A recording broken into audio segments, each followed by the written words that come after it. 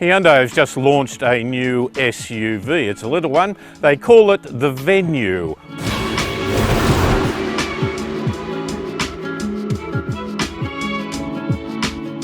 Why? Well, they want you to think of it as the place to be. Clever marketing. They also call it an SUV. Perhaps we need to consider a little bit about what that really means.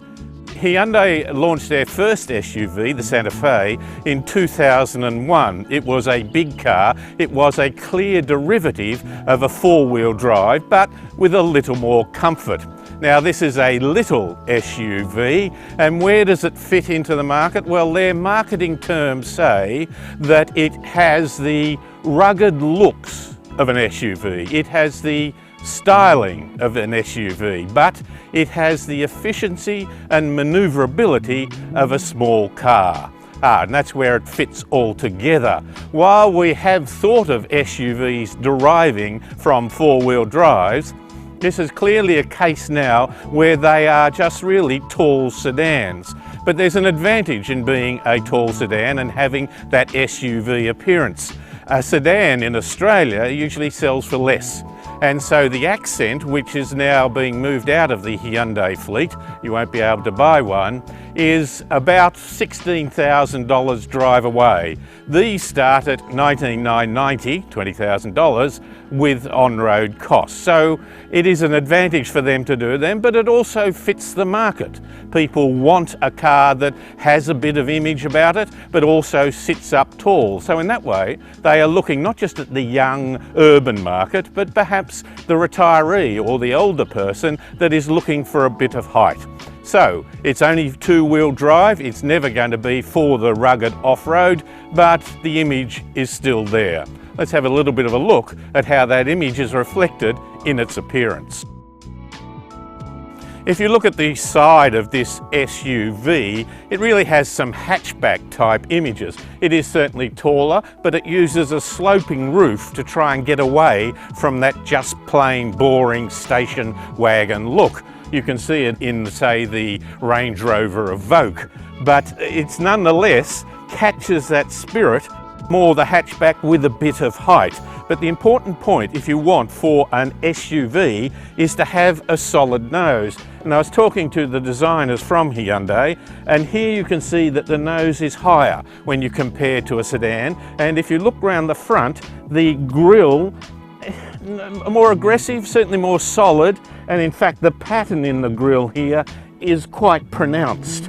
And I think that's part and parcel, along with nice big solid careful front lights arrangements, to making a strong image. Now, it is a comparison to the Kona, which came out with a distinctive light shape up here, and this reflects that. It's not that much smaller, but it nonetheless gives Hyundai an avenue into a market with a strong SUV-like image. You can get a Venue in a range of traditional colours or with a standout bright apple green appearance. Top of the range elite models come with a two-tone roof.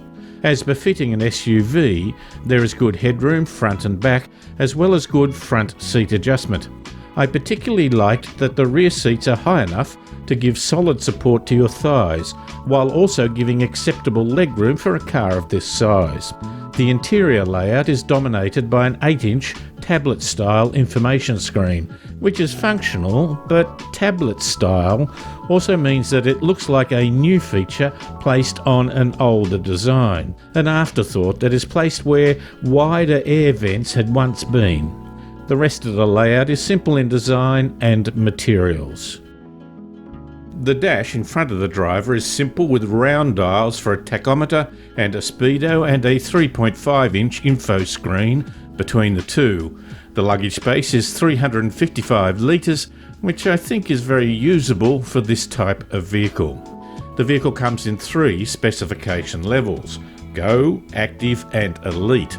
All Venue models come with Bluetooth streaming for phone calls and audio, Apple CarPlay, Android Auto, reversing camera and tyre pressure monitoring. The base model Go has 15-inch steel wheels and a 4-speaker audio system. An automatic is an extra $2,000. For an extra $1,500 you can move up to the Active, which has, among other things, 15-inch alloy wheels, LED daylight running lights, parking distance warning and a 6-speaker audio system. If you move up to the top of the range Elite, it will cost you a further $2,000 over an automatic Active, while adding things such as 17-inch alloys, sat-nav, single-zone climate control, a USB power outlet and two-tone roof and side mirrors. Here we are driving the Hyundai Venue through the rural areas, inland from the Sunshine Coast, through the hinterland.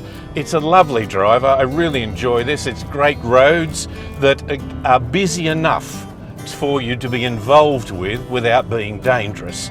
And of course they have little shopping centres or little community centres along the way that have a certain personality, vibrancy without being tacky.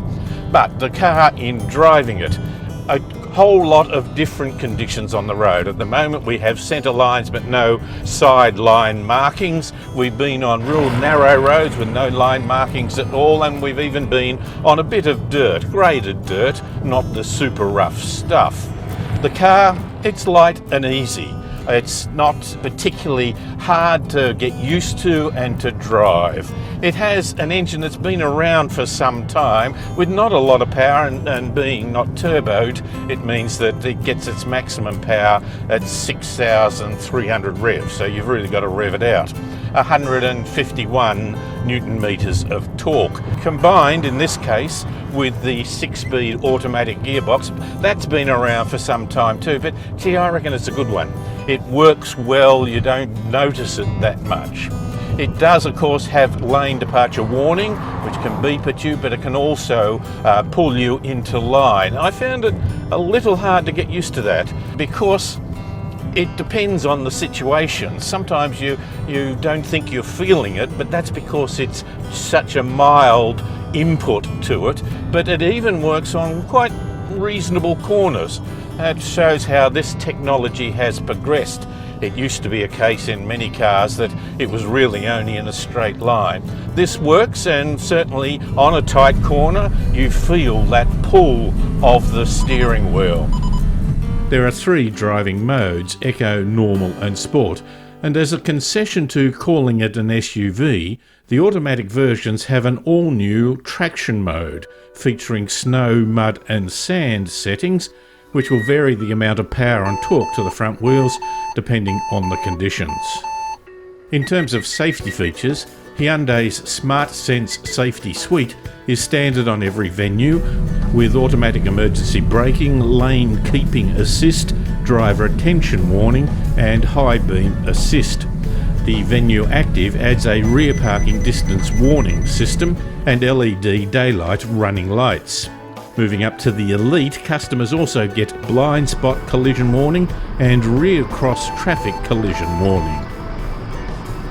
So, in conclusion, the Hyundai Venue is a moderately powered small SUV fit for purpose, with the understanding that you will be paying $2,000 to $3,000 above the price for a similar sedan hatchback in order to get an SUV image and a car you can step up into rather than having to struggle to get down into the vehicle.